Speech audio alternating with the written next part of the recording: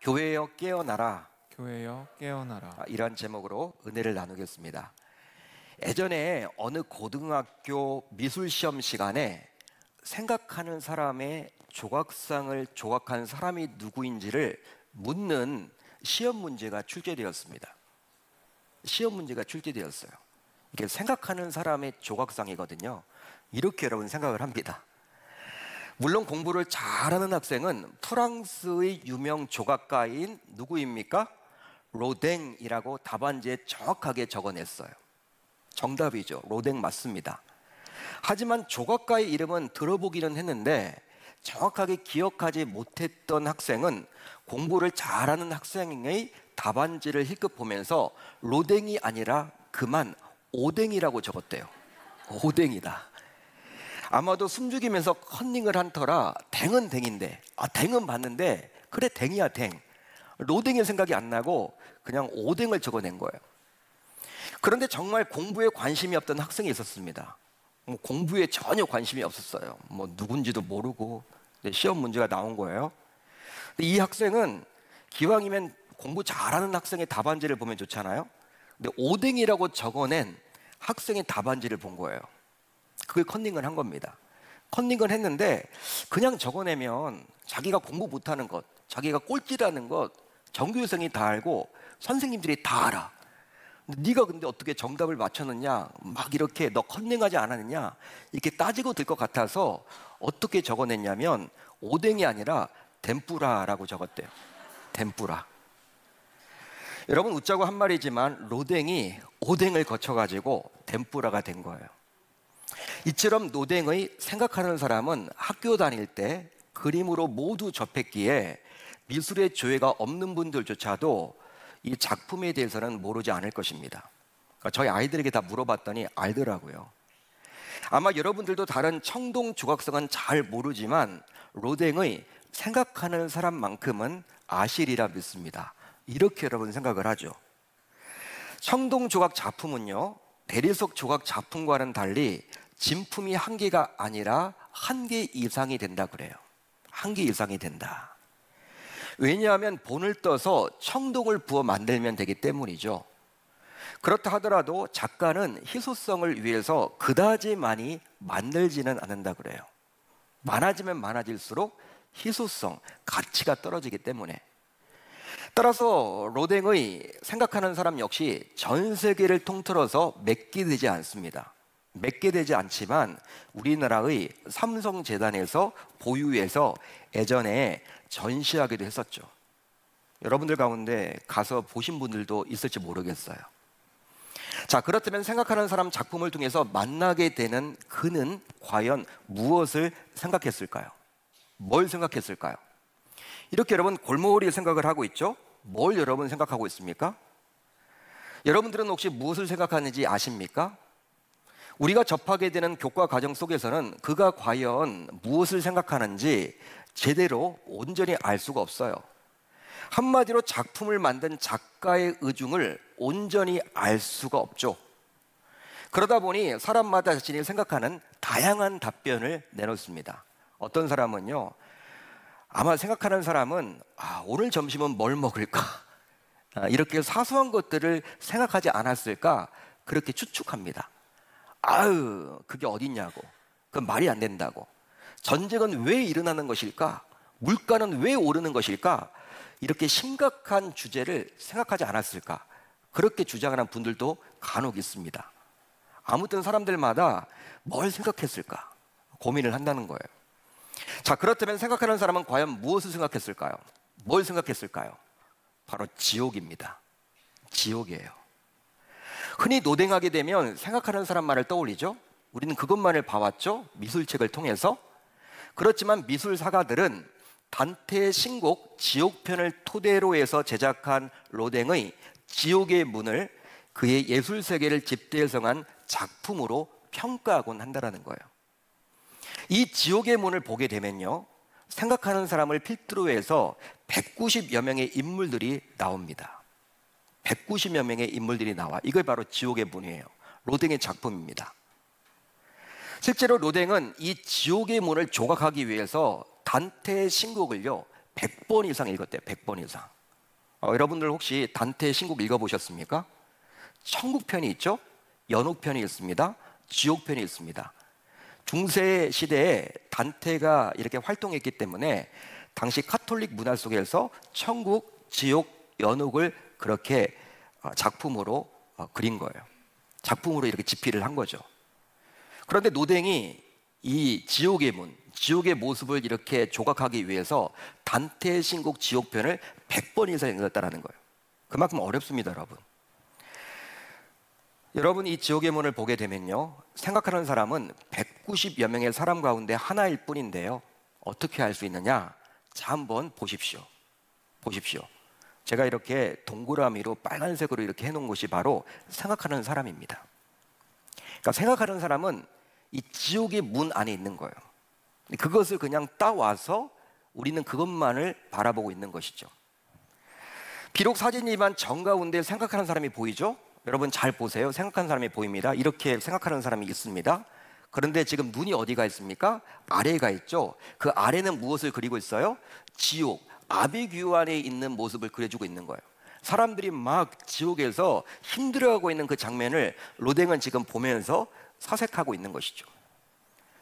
따라서 생각하는 사람은 지옥을 내려다보면서 지옥을 생각하고 있는 것입니다. 하지만 우리의 교과 과정을 보게 되면 로댕의 지옥의 문을 보여주지 않고 단순히 생각하는 사람만을 보여주다 보니 이 생각하는 사람이 과연 무엇을 생각하는지 저와 여러분들은 정확하게 작가의 의도를 알 수가 없어요. 따라서 이것은 우리나라 교과 과정의 한계라고 볼 수 있는 것이죠. 그러니까 우리나라 교과서를 보게 되면 지옥의 문을 보여주지도 않고 그냥 생각하는 사람만 딱 해서 이거 누가 조각했느냐? 답 로댕. 그러니까 오뎅이라는 답도 나오고 덴뿌라라는 답도 나오는 거예요. 근데 여러분 중요한 것은요, 로댕이 원하는 것은 뭘 생각하느냐? 그겁니다. 로댕이 중요한 게 아니야. 자기 이름이 중요한 것이 아니라 뭘 지금 생각하고 있느냐? 그 생각하는 사람이. 근데 지옥의 문을 보게 되면요, 지옥이란 걸 여러분 알아요. 근데 우리나라 교과 과정은 그게 없다라는 거예요. 그런데 이처럼 지옥의 문이란 전체를 보면 온전히 알 수 있지만 우리는 종종 생각하는 사람처럼 일부분만을 보기에 종종 오해하는 경우가 생긴다는 것을 알 수 있는 것이죠. 그러니까 삶 속에서도 마찬가지야. 전체를 바라봐야 하는데 숲을 바라보고 우리는 판단하고 결정하면 좋은데 나무만을 바라보고 판단하고 결정하고 그것이 전부인 양 여기는 경우들이 많다는 것입니다. 그런데 신앙생활도 마찬가지예요. 신앙생활도 마찬가지입니다. 특히 신앙생활을 하게 되는 주 무대인 교회를 바라볼 때 안타깝게도 신자인 저와 여러분들은 지옥의 문과 같이 전체를 바라보지 못하고 생각하는 사람처럼 편협한 일부만을 바라보고 그 교회가 좋은 교회다, 그 교회는 좋지 않은 교회다, 쉽게 판단하고 단정 짓는다는 거예요. 전체를 바라보지 못하고 일부분만 자기 눈에 보이는 그 티를 바라보고. 이제 오늘 본문 안으로 들어가 보면요, 당시 사대교회는 우리 주님으로부터 어떤 책망을 받게 되었냐면 살았다 하는 이름은 가졌으나 죽은 자로다 라는 평가를 받았습니다. 책망이죠, 징계죠, 질책이죠. 따라서 당시 사대교회는 겉으로 보기에는 활기찼어요. 살았다 하는 이름은 가졌대요. 살았다 하는 이름은 가졌다. 그러니까 살아있는 교회야. 겉으로 보기에는 활기찬 교회입니다.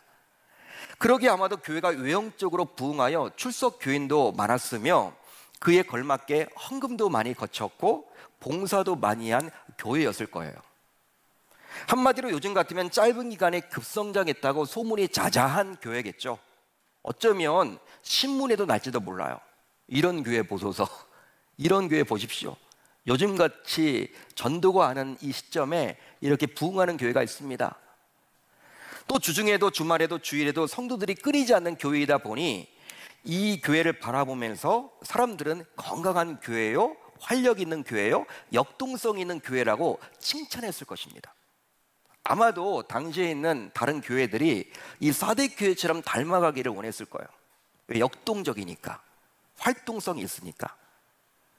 하지만 이 교회를 핏값으로 세우신 교회의 주인이신 우리 주님께서는 당시 사람들의 판단과는 180도 다른 판단을 해주셨습니다. 바로 어떤 판단을 해주셨습니까? 우리 주님은 이 교회를 향해서 살았다는 명성은 있으나 실제로는 죽었다. 그러니까 살아있는 것처럼 보이지만 실제로는 죽은 교회다라고 우리 주님의 평가 내용이에요. 한마디로 이 교회는 넉넉한 주차장에 최신 예배당에 정한 시간에 맞춰서 예배도 드렸고 찬양제도 존재했고 또 다음 세대 부서도 존재했습니다. 양육 커리가 잘 짜여져 있습니다. 그뿐 아니라 심지어 구제와 선교에도 모범을 보였던 교회였어요. 그리고 성도들의 열심 또한 대단해서 자신을 필요로 하는 곳에서 최선을 다해서 봉사를 해왔기 때문에 그 당시의 모든 교인들은요, 그 사대교회를 칭송했겠죠. 야, 우리 교회도 그 교회처럼 되면 좋겠다. 예? 아마 탐방이 이어졌을 거예요. 그 교회를 닮으려고, 본받으려고. 따라서 활기찬 교회라고 감히 말할 수 있겠죠, 사대교회가 사람들이 보기에는. 하지만 우리 주님께서는 이 교회를 생명이 없는, 즉 죽은 교회라고 여기셨습니다. 우리 주님의 평가 내용은 달랐다는 거예요. 자, 그렇다면 왜 주님께서는 사대교회를 죽은 교회라고 말을 했을까요? 여겼을까요? 그 이유가 무엇입니까? 사람들이 많이 모이는데, 사람들이 이렇게 많이 모이는데 또 구제하고 봉사하고 선교하고, 예? 많은 헌금을 가지고 그걸 가지고 여러 가지 봉사도 하고 좋은 일에 많이 쓰는데 그게 왜 여러분들 죽은 교회입니까?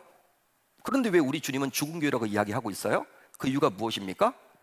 바로 교회의 구성원인 성도들의 겉모습은 세상과 분명히 달랐지만 속마음은 세상과 다를 바가 없었기 때문이에요. 신자는요, 신자에게도 어려움이 닥칩니다. 여러분, 신자에게는 어려움이 안 닥친다? 이건 잘못이에요. 성경은 신자에게도 어려움을 주세요. 어려움이 닥친다고 말을 합니다. 그렇지만 세상 사람들은 그 어려움을 어떻게 풀려고 합니까? 그냥 자신의 눈에 보이는 걸 가지고 풀려고 하죠. 사람들을 쫓아다니거나 경험에 의존하거나, 예? 사람들 찾아다니거나 어떤 스펙을 여러분 요구하면 그걸 맞추려고 하고, 여러분 그렇게 하려고 하죠. 그게 세상의 방법입니다. 돈으로 하려고 하거나. 그렇지만 우리는 그렇게 하기도 하지만 진짜 하나님을 믿는 사람들은요, 그런 문제가 자신에게 닥쳤을 때 왜 나에게 이런 어려움이 닥쳤을까? 왜 교회는 이렇게 어려움이 있을까? 우리 직장에 왜 이러한 위기가 닥쳤을까? 왜 가정에 지금 문제가 생겼을까? 항상 하나님의 의도를 떠올려야 한다는 거예요. 하나님이 분명히 모르시지 않잖아요. 하나님은요, 우리에게 어려움을 주시기도 하고 어떨 때는 여러분 사탄이 주는 어려움도 있고 우리가 실수로 해서 만나게 되는 어려움도 분명히 있습니다. 그렇지만 모든 것들을 하나님은 모르지 않으세요. 그렇기 때문에 이런 어려움을 닥쳤을 때 왜 우리에게 이런 어려움이 닥쳤을지 그 하나님의 분명한 뜻을 우리는 분별하려고 몸부림쳐야 한다는 것입니다. 그게 바로 영안을 가질 때 그건 할 수 있는 내용이에요. 영적으로 바라보셔야 한다는 거예요. 그러니까 자신의 육안으로 바라봤을 때 그것만이 전부가 아니라는 거예요. 물론 처음에 사대교회가 세워졌을 때, 성령의 역사로 교회가 성장하고 부흥했겠죠. 교회의 성장과 부흥은요, 성령의 역사가 아니고서는 설명할 수가 없습니다. 성령의 역사 맞습니다. 처음에는 여러분 성령의 역사로 사람들이 많아지게 된 거예요. 그만큼 영적으로 깨어있던 성도들도 또한 많았겠죠. 많이 있었겠죠, 처음에는.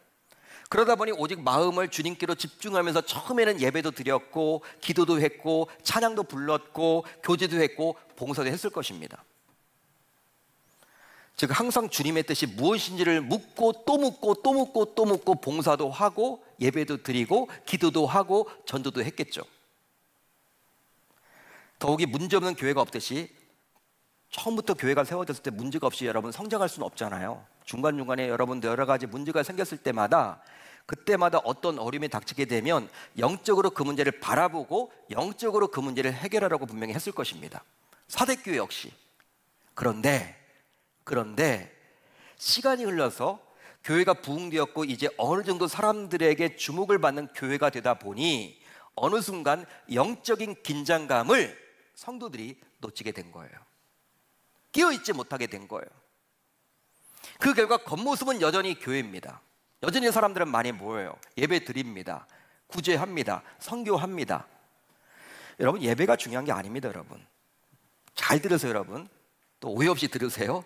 예배가 중요한 것이 아니라, 기도가 중요한 것이 아니라, 선교 전도가 중요한 것이 아니라, 봉사가 중요한 것이 아니라, 헌금이 중요한 것이 아니라, 주님의 마음을 그런 알고 주님이 원하시는 방향대로, 뜻대로 우리가 예배도 드리고 헌금도 하고 봉사도 하고 전도도 해야 하는 거예요. 내 열심으로 해서는 안 된다는 거예요. 내 의지를 가지고 하는 게 여러분 신앙생활이 아닙니다. 그건 종교생활이죠. 처음에는 신앙생활로 시작했어요. 그렇지만 어느 순간 시간이 지나면서 점점 딱딱하게 굳는 종교화가 된 것이죠. 바리새인들처럼. 따라서 주님께서는 이런 사대교회에게 이제 다시 영적으로 깨어나라 라고 요구하십니다. 자, 그렇다면 어떻게 영적으로 깨어날 수가 있을까요? 어떻게 영적으로 깨어날 수 있을까요? 바로 처음 복음을 접했을 때를 떠올리면서 그때와 비교해서 현재 스스로 영적이지 못한 것을 철저히 회개해야 하는 거예요. 믿으시면 아멘. 믿으시면 아멘. 아멘 하셔야죠, 여러분.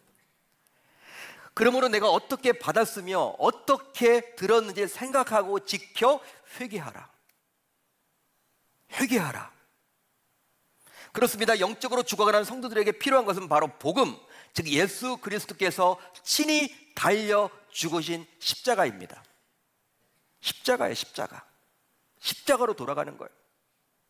그러기에 아무런 죄가 없으신 주님께서 죄인인 나를 위해서 대신 죽었다라는 사실을 다시금 기억하며 생각하는 것이 영적으로 깨어날 수 있는 유일한 방법인 것입니다. 바로 그리스도의 십자가를 기억하며 그 은혜에 감사하며 하는 것이 바로 신앙생활이기 때문이죠. 신앙생활은요, 하나님이 나를 구원해 주셨잖아요.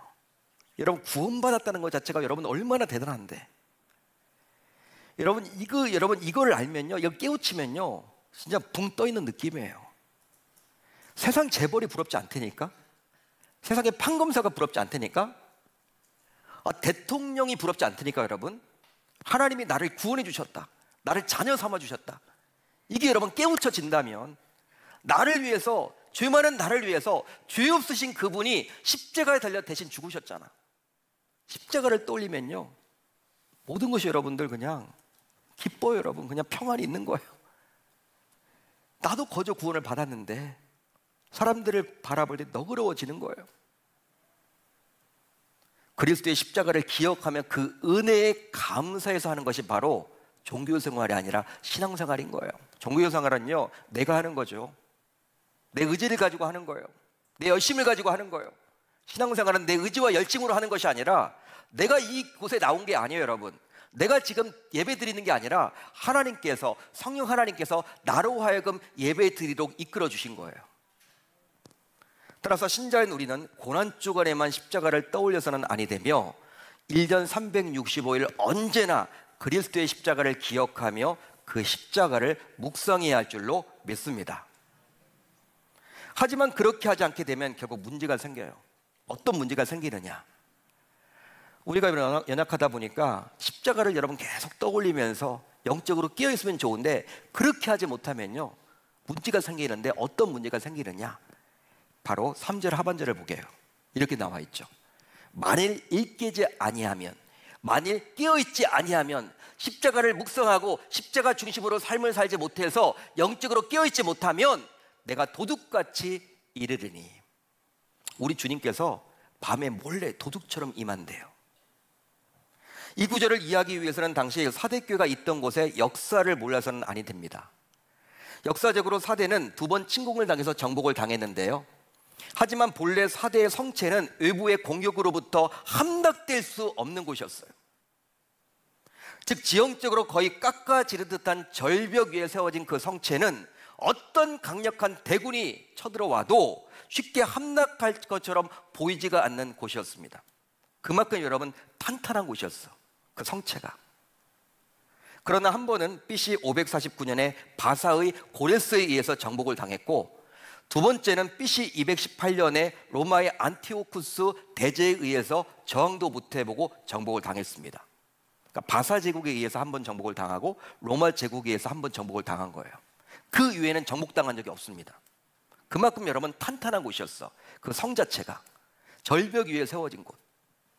그런데 사대에 살던 사람들이 안전하다고 방심한 상태에 있을 때 두 번 모두 밤에 도적처럼 모두 바사 제국 군인들과 로마 제국 군인들이 몰래 몰래 쳐들어가서 방심한 것을 틈타서 그렇게 정복을 해버린 거예요. 그런 여러분 아픈 역사를 가지고 있는 것이 바로 사대라는 곳이었습니다. 이런 뼈아픈 역사를 가진 사대였기 때문에 우리 주님께서는 사대교회 성도들이 이해를 잘 하도록, 사대교회가 영적으로 깨어있지 못하면 결국 주님께서 도적처럼 임하게 될 것이라고 경고해 주고 있습니다. 한마디로 에베소 교회에게 경고하실 때는 촛대를 옮겨버리겠다고 했죠. 내가 촛대를 옮겨버리겠다, 그렇게 경고했다면 이제 사대교회에게 경고하실 때에는 오늘 밤이라도 우리 주님께서 도둑같이 임하게 될 것이라고 말씀해 주셨다는 거예요. 그러기에 신자인 저와 여러분들은 반드시 영적으로 깨어 있어야 할 줄로 믿습니다. 이제 말씀을 정리하겠습니다. 요즘은 잘 모르겠지만 제가 병사로 군 생활을 할 때만 하더라도 불침번이 있었어요. 불침번. 즉 병사들이 모두 잠을 잘 때도 깨어 있어야만 하는 당번들이 있었죠. 병사들이 있었습니다. 잠을 자지 못하고 순번대로. 그때 수없이 보고 익혔던 구호가 바로 무엇이냐면 졸면 죽는다. 졸면 죽는다. 저도 여러분 얼마나 그것을 많이 봤는지 몰라요. 졸면 죽는다. 진짜 여러분 졸면 죽죠. 적이 쳐들어와서 다 자는데 죽여버리면 어떡해요? 진짜 졸면 죽는 거예요. 그런데 이것은 우리네 신앙생활에도 그대로 적용된다고 볼 수 있는 것입니다. 바로 영적으로 깨어있지 못하면 결국 죽기 때문이죠. 그래서일까요? 이런 신앙적 원리를 모를 리가 없었던 베드로 사도는 신자인 저와 여러분들에게 다음과 같이 권면해주고 있습니다. 자, 베드로전서 5장 8절로 9절을 볼까요? 우리 한번 같이 읽어봅니다. 시작. 근신하라 깨어라 너희 대적 마귀가 우는 사자같이 두루다니며 삼킬 자를 찾나니 너희는 믿음을 굳건하게 하여 그를 대적하라. 근신하라, 이 말은 정신을 차려라, 깨어라. 정신을 차려라, 깨어라, 깨어 있으라. 영적으로 깨어 있으라는 거예요. 이것은 아무리 신자라고 하지만 영적으로 깨어 있지 못하게 되면 결국 마귀의 밥이 될 뿐이라고, 그 결과 믿음에서 멀어지고 교회에서 멀어진다고 말을 해주고 있는 것입니다. 따라서 교회라면 반드시 영적으로 깨어 있어야 할 줄로 믿습니다. 눈에 보이는 게 전부가 아니에요, 여러분. 우리가 행복나눔 축제를 앞두고 있습니다. 그냥 행사를 하나보다가 아니에요, 여러분. 어떤 다른 행사보다 틀린 거예요. 여러분들에게 겁을 주기 위한 목적이 아니라 진짜 여러분 하나님이 원하시는 것은 영혼 구원이라면 사탄 마귀는요 자신의 왕국에서 사람들을 빼앗기는 것이기 때문에 어떻게 해서든지 지금 영적으로 우리를 공격할 거예요. 우리를 하나 되지 못하도록 만들 거예요. 그리고 여러분 우리를 막 어려움을 줄 수도 있어요. 우리 직장에 갑자기 어려움이 닥치거나 가정에 어려움이 닥치거나. 오늘 말씀을 여러분들이 꼭 기억하세요. 영적 전쟁이 심할 겁니다. 전도를 하려고 하면 내가 왜 교회를 가야 되느냐, 이런 상황 가운데 뭘 교회는 그런 걸 하느냐, 이런 이야기도 들을 수도 있고요. 관계가 힘들어질 수도 있고요. 아무튼 여러분 하나님은 좋아하시지만 사단은 싫어하는 거예요. 그리고 모든 성도가 깨어있지 못하더라도 저와 여러분들이 해야 될 것은 무엇이냐면 그 가운데 어느 누군가는 영적인 불침번이 되어서 깨어 있어야 한다는 것입니다. 저는 여러분들 한 분 한 분이 교회를 지키는 영적 불침번의 역할을 하셨으면 좋겠습니다. 바로 기도의 자리, 말씀의 자리, 찬양의 자리, 전도의 자리, 구제의 자리, 봉사의 자리, 예배 자리에 나옴으로 말이죠. 그럴 때 우리 교회는 사람들이 인정해 주는 교회가 아니라 교회의 주인이신 우리 주님께서 인정하고 칭찬하고 아끼고 대견하게 여기는 참된 교회가 되리라. 우리 주님의 이름으로 축원합니다. 축원합니다. 사람들에게 여러분 잘 보이려고 이 교회가 나가서는 안 돼요. 물론 여러분 전도를 하려면 사람들에게 여러분 감동을 주는 것도 필요하지만 궁극적으로는 하나님의 마음에 합한 교회가 되면요 하나님이 사람들도 보내주시는 것이고 사람들의 마음도 바꿔주시는 거예요. 교회의 부흥은요 인위적으로 되지 않습니다. 하나님의 역사예요. 수많은 교회 가운데 하나님이 어떤 교회에 사람들을 보내주실까? 하나님의 마음에 합한 교회, 영적으로 깨어있는 교회, 영적인 불침번이 있는 교회. 예전에 우리 교회 50년 됐죠? 여러분 초창기 여러분 생각을 해보세요. 그러니까 어르신들도 많이 앉아 계시지만 초창기 여러분 얼마나 우리가 교회를 위해서 기도했습니까? 눈물을 흘렸습니까? 그때는 가진 것도 많이 없었고 지금처럼 사람도 많지 않았지만 정말 교회를 위해 여러분 얼마나 헌신하고 기도하고 말씀 중심, 교회 중심, 하나님 중심의 삶을 살았습니까? 어느 순간부터 사대교회처럼 우리의 영적인 것들이 다 무너져 있다는 거예요. 눈에 보이는 것이 전부인 것으로 그냥 판단을 해버리고 말았어. 그게 아니라는 거예요. 다시금 우리 주님께서 영적인 무장을 하라고 요구를 하십니다. 우리 사랑하는 계명교회 모든 주의 권속들은 영적인 불침번의 역할을 감당함으로 말미암아 하나님께 인정받는 우리 교회, 살았다라는 명성만 가진 교회가 아니라 진짜 살아있는 교회라고 칭찬해 줄 수 있는 우리 교회가 될 수 있기를 우리 주님의 이름으로 축원합니다. 축원합니다.